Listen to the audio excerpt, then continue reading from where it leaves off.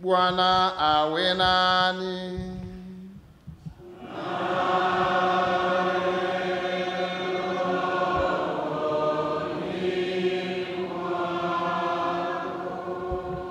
Somo la Injili takatifu ilivyoandikwa na Mathayo.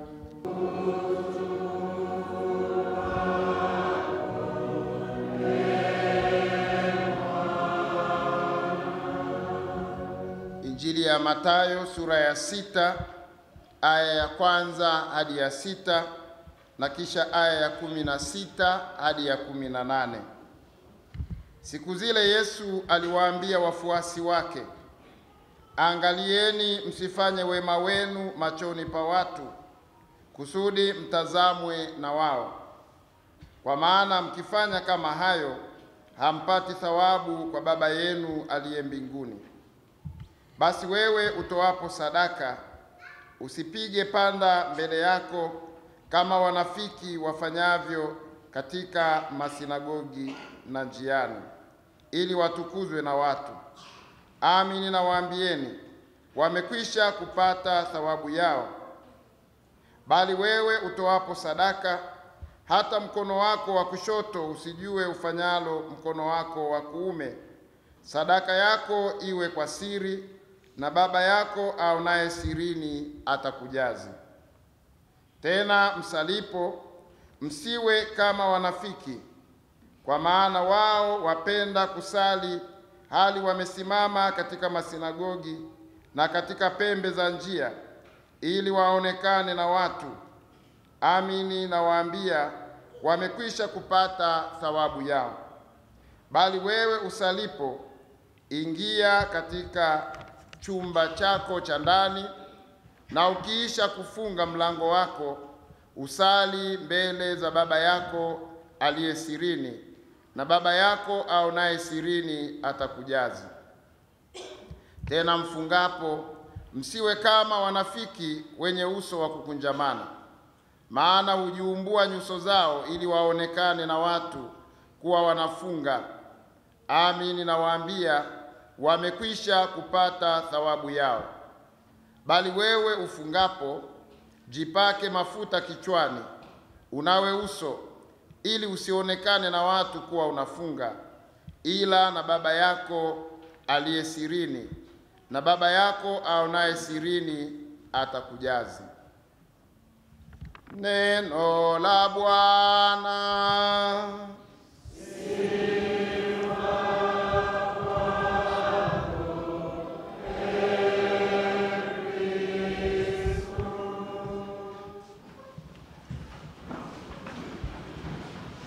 Jubilei 2025,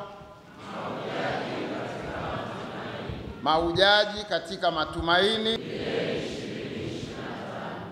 Najua hata msipotoa sauti sana sitawadai, inawezekana una wengine wako kwenye mfungo, kwa hiyo wako na hali mbaya, sio? Yawezekana. Kwa hiyo sauti wanasema tumalize misa alafu waende walao wakatulize kidogo. Leo sio vibaya kwa sababu ni siku ya mfungo tunaanza, na kuna watu wanaheshimu sana hilo. Tunawapongeza. Basi kama nilivyosema mwanzoni na tunavyofahamu katika kalenda yetu ya liturujia mwaka huu, leo tarehe 5 ya mwezi Machi tunaanza rasmi kipindi cha mfungo wa Kwaresma cha siku 40. Kama nilivyosema, ni kipindi hiki ni cha muhimu, ni kipindi maalum katika kanisa cha kuandaa waamini kwa ajili ya adhimisho la mateso, kifo na ufufuko wa Bwana wetu Yesu Kristo ambaye ndio Pasaka. Sasa tunaanza siku hii rasmi kwa siku hii ambayo inaitwa Jumatano ya Majivu, kwa sababu tutapakwa majivu. Na majivu haya yameichukua siku hii kuitwa hivi Jumatano ya Majivu. Majivu ambayo tunapakwa yametengenezwa kutokana na matawi tuliyoyabariki mwaka jana kwenye Dominika ya Matawi, kama itakavyokuwa tena Dominika ya mwaka huu. Yakabarikiwa, tukayatunza nyumbani mwetu na yale yaliyobaki kanisani hapa, na ndio maana tuliwatangazia Dominika 2 zilizopita. Tunaomba waamini walete matawi yao yaliyobarikiwa mwaka jana kwa ajili ya kuandaa majivu. Tunawashukuru wale waliofanya hivyo, na wale waliobakiwa nayo sasa sijui wanayapeleka wapi. Hivyo ni visakramenti tayari. Sasa utaenda kutupa huko, utachoma na takataka, kumbe yana kazi. Sasa majivu yale ndugu zangu, wakati tuliyabariki mwaka jana, yalikuwa mabichi. Yalikuwa ya kijani. Tumekaa nayo mwaka mzima, yamenyauka, yamekauka, kwani kama yalikuwa yamekufa, hamna tena uhai. Lakini haya ndio yamechomwa, yakateketezwa, na leo tutapakwa hayo majivu. Kwanza ni ishara ya kuonyesha kwamba na sisi ambao tunapakwa majivu hayo, kama tulikuwa ndo tumeishia hivyo, hatuna tena uhai, basi tunaanza upya maisha yetu, tuiushe maisha yetu upya. Tutafute uhai wa kufanya toba, kufanya malipizi na kadhalika katika kipindi hiki cha Kwaresma. Lakini pia majivu tutakayopakwa ni ishara ya nje ya toba.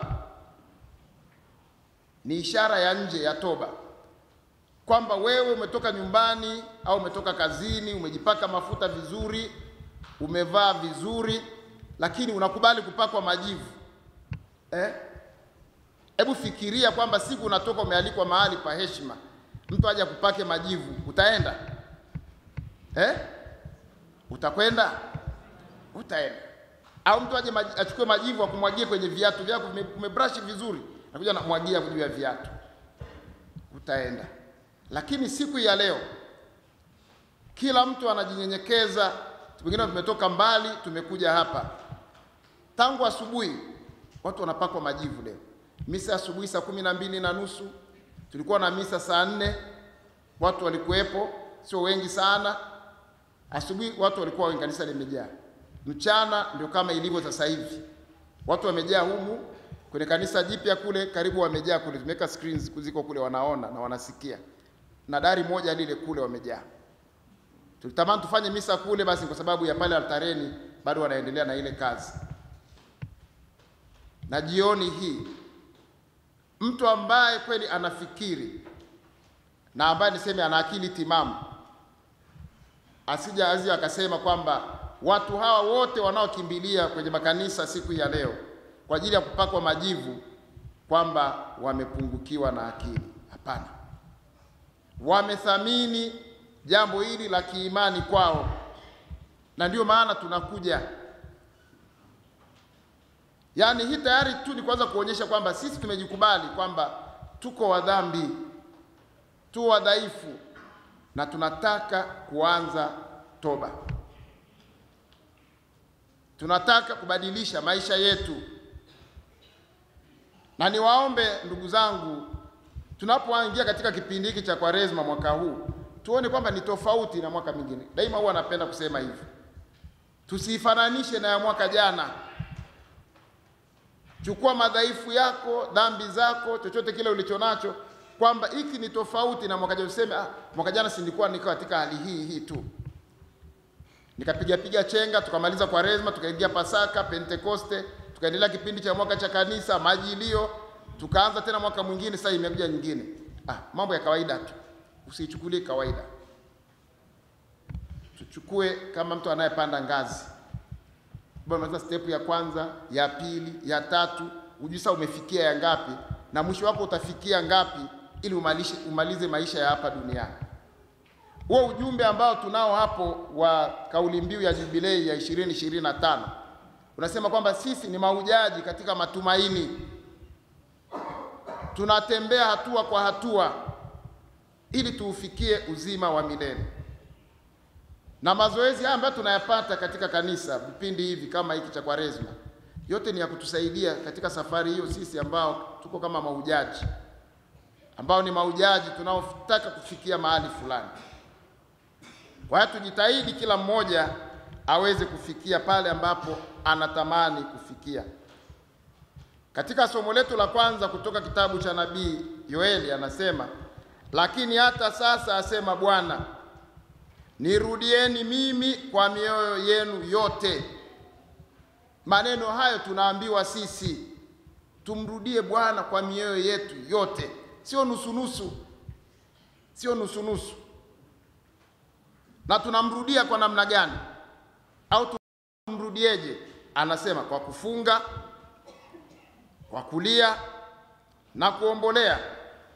Anasema rarueni mioyo yenu wala si mavazi yenu, mkamrudie Bwana Mungu wenu, kwa maana yeye ndiye mwenye neema, amejaa huruma, si mwepesi wa hasira, ni mwingi wa rehema, naye hugairi mabaya.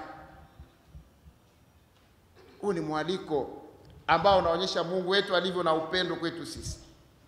Sasa kama anatualika hivyo, tutumie fursa hiyo. Katika somo la Injili, na kwa bahati nzuri katika kipindi chote cha Kwaresma kwa miaka yote, masomo yanakuwa ni haya. Pamoja na kwamba katika utaratibu wa liturujia ya kanisa tuna mwaka A, mwaka B na mwaka C. Jumatano ya Majivu haina hilo. Haya tumesoma kila mwaka, Jumatano ya Majivu tunarudia. Yanaonyesha, yana uzito wake.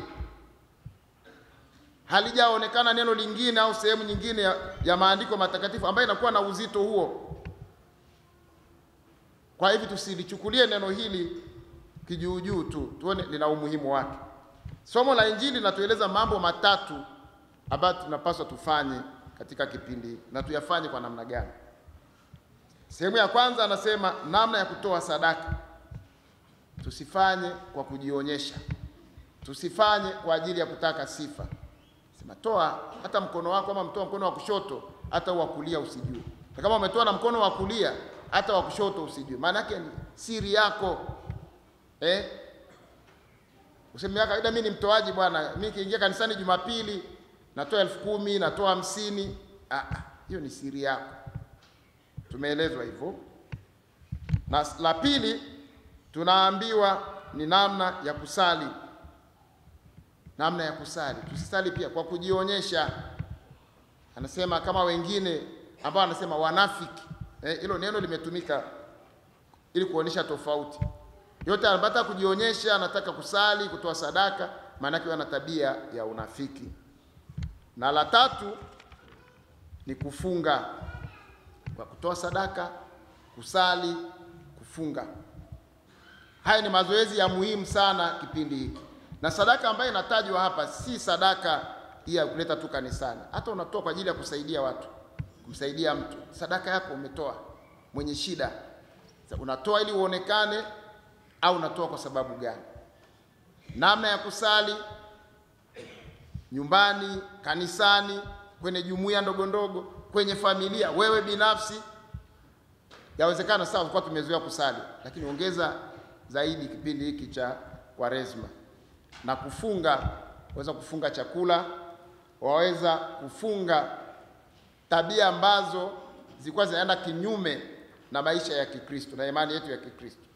Sema kuanzia leo Kwaresma hii ya mwaka huu 2025 nataka niachane na mazoea haya ambayo nimekuwa nayo. Najinyima. Na unapoanza kujizuia hivyo, si kwamba ili Kwaresma ikipita urudie. Nimesema tunapanda ngazi. Yaani uone umepiga hatua, ili lilikuwa linasumbua, ni kilema changu hiki.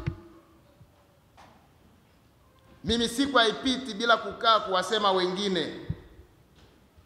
Namuomba Mungu Kwaresma ya mwaka huu nijitahidi huu mdomo wangu. Sijui nikiona nataka kutoka nianze kumsema mtu ni ufinye huu mdomo, sijui nifanyeje. Tafuta mbinu yoyote. Ni mtu ambaye anaporomosha matusi muda wote. Mbele za watoto, mbele za watu wazima, huwa sijali. Vitu vya namna hiyo, vilema tulivyo navyo. Hapo Kwaresma itakuwa na maana kwetu sisi. Sasa mwaka huu, Kwaresma ya mwaka huu, Baraza letu la Maaskofu Katoliki Tanzania kila mwaka huwa wanatoa ujumbe wa Kwaresma. Na mwaka huu ametoa ujumbe wa Kwaresma ambao umetoka waraka wa kwanza wa Mtume Paulo kwa Wakorinto sura ya 16 aya ya 13. Na anasema simameni imara katika imani. Maneno mazuri sana. Simameni imara katika imani. Wanaoambiwa hivyo ni akina nani? Ni sisi Mtume Paulo aliwaeleza Wakorinto katika mazingira yake wa wakati huo, lakini bado maneno hayo yanasema kitu kwetu. Tusimame imara katika imani. Kwa bahati mbaya vitabu hivi tumekuja vichache sana, Jumapili tu vimeuzwa vimeisha. Ila kwa sasa hivi kwa sababu ya maendeleo tulionayo ya teknolojia, lakini mtaangalia kwenye mitandao, Google huko, ujumbe wa Kwaresma Baraza la Maaskofu Katoliki Tanzania 2025 utapata, au kwenye gazeti la Kiongozi la wiki iliyopita nimeona wameandika sura ya kwanza kidogo tu, lakini watakuwa linaendelea kipindi chote cha Kwaresma. Kwa hiyo ni vizuri kukisoma au kusoma ujumbe. Tutafute, tutaupata tu. Wana sura ya kwanza wameandika uelewa wa jumla juu ya imani. Uelewa wa jumla juu ya imani. Ni mafundisho mazuri kwamba imani ni nini? Imani anasema ni zawadi. Imani ni fadhila ya kimungu. Nyanja za imani. Imani tunaiungama. Sasa mimi nisingependa kusoma yote kama yalivyo, lakini wakati tutakuwa tunapata fursa mbalimbali, tutakuwa tunadonoa hapa na pale kipindi chote hiki cha Kwaresma. Na sura ya pili anasema Kwaresma ni safari ya imani. Kwaresma ni safari ya imani. Na sisi ambao tumeanza kama nilivyosema ni kwa sababu tuna imani, kubali kuja kupakwa majivu. Tunajikubali kwamba tu wa dhambi. Sura ya tatu anasema imani na jubilei ya mwaka 2025. Kwamba imani tulionayo ina uhusiano gani na jubilei hii tunayoadhimisha mwaka huu 2025. Na sura ya 4 ambayo ni ya mwisho inasema mwaliko wa ujumla wa kusimama imara katika imani. Na hapa ningependa nifafanue kidogo. Mwaliko wa jumla wa kusimama imara katika imani. Anasema ili tuweze kusimama imara katika imani, tunaalikwa kutimiza mambo muhimu yafuatayo. Tunajua wengi wetu tunayumba kiimani. Tunakimbia huku na kule. Sasa tumeambiwa mwaka huu tusimame imara katika imani. Tusiwe watu kimbia huku na kule. Sasa tufanye nini ili tuweze kusimama na kutimiza kusimama imara katika imani kama tunavyoalikwa? Tunaambiwa tutimize mambo muhimu yafuatayo. La kwanza ni sala. Sala. Ikumbuke kwamba haiwezekani kusimama imara katika imani pasipo maisha thabiti ya sala. Bila sala, bila maisha ya sala, hatutaweza kusimama imara. Niseme hivyo tu kwa kifupi. La pili, utii wa neno la Mungu. Tukisali haitoshi. Tunasikiliza pia neno la Mungu. Na linatupatia ujumbe mbalimbali neno hilo la Mungu. Kama tulivyosikia leo tunapoanza mfungo wetu wa Kwaresma. Je, neno tulilolisikia tutalitii? Kesho labda utasikia tena na kesho kutwa. Dominika ya kwanza ya Kwaresma mpaka tumalize dominika zote 6, majuma yote 6. Na hata siku ambazo sio za Kwaresma, je, neno la Mungu tunalitii linavyotufundisha? Kama tunalitii neno la Mungu kadri tunavyofundishwa, basi tutasimama imara katika imani yetu. Anasema safari yetu ya kiimani katika Kwaresma tuifanyayo kila mwaka haina budi kuimarishwa na neno la Mungu kama ile ya baba yetu Abrahamu ilivyoongozwa na sauti ya Mungu. Ibrahimu tunasema ni baba yetu wa imani. Mungu alivyomwambia toka hapa nenda kule, alitii. Hiyo kwa ni sauti ya Mungu. Je, si sauti ya Mungu tunaitii? Kwa ni nafasi yako wewe, ni nafasi yangu mimi kipindi hiki cha Kwaresma kufanya tena tafakari juu ya hilo, kwamba neno la Mungu nalo lisikia na litii kwa kiasi gani. Kwa maisha ya sala, maisha ya kutii neno la Mungu. Na la tatu ni kuishuhudia imani. Sisi ni wabatizwa, tunasali, tunaitii sauti ya Mungu katika neno lake. Je, tunashuhudiaje katika maisha yetu? Kuna uhusiano mkubwa kati ya fadhila 3 kuu za kimungu. Fadhila za kimungu ni zipi hizo? imani, matumaini na mapendo. Hizo zinaitwa fadhila za kimungu: imani, matumaini na mapendo. Katika kuziishi fadhila hizi, hatuna budi kutambua kwamba fadhila hizi haziachani. Imani inakuwa pale inapotiwa katika maisha kama uzoefu wa upendo uliopokelewa, na pale inaposhirikishwa kwa wengine kama uzoefu wa neema na furaha. Yaani fadhila hizi kimsingi ukiangalia huwezi kuzitenganisha: imani, matumaini na mapendo. Tunaamini, na kutokana na imani hiyo tunakuwa na tumaini. Lakini kama mtu mwenye imani, tutaonyesha mapendo kwa Mungu na hata na kwa wenzetu. Kwa hiyo mambo matatu nimetaja: sala, utii wa neno la Mungu na ushuhuda au kushuhudia imani. La nne ni imani na siasa za kiulimwengu. Imani na siasa za kiulimwengu, kwamba sisi kama Wakristo ambao tunamwamini Kristo tunaishi maisha ya imani. Katika Kwaresma ya mwaka huu tunaalikwa kusimama imara katika imani, imani tunayoweza kuikiri hadharani na kuishi kwa uadilifu.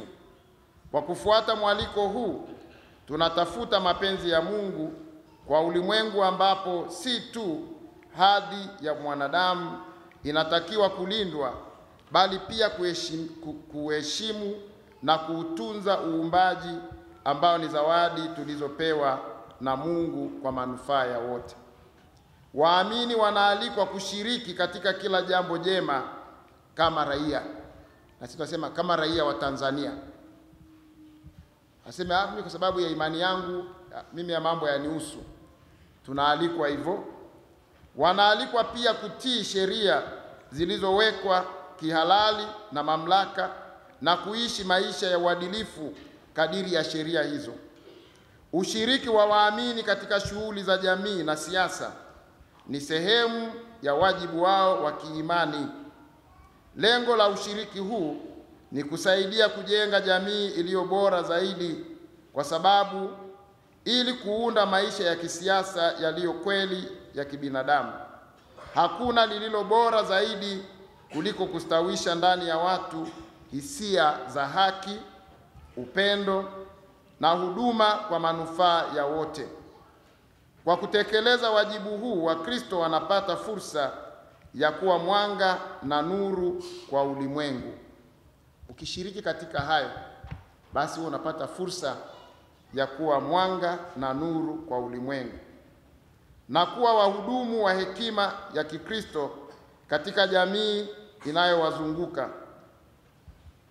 Mwaka huu wa 2025 taifa letu litakuwa katika kipindi mahususi cha uchaguzi wa viongozi ambao watapewa dhamana ya kulinda, kutetea na kusimamia ustawi wa haki katika taifa letu.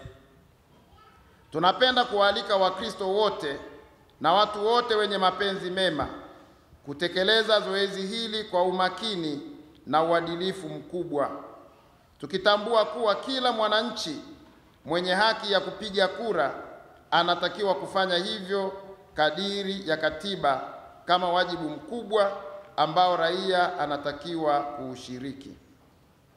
Katika mazingira ya uchaguzi wa kisiasa, mara nyingi watu wengi hujikuta wapo katika changamoto hata za kupoteza msimamo wao wa imani.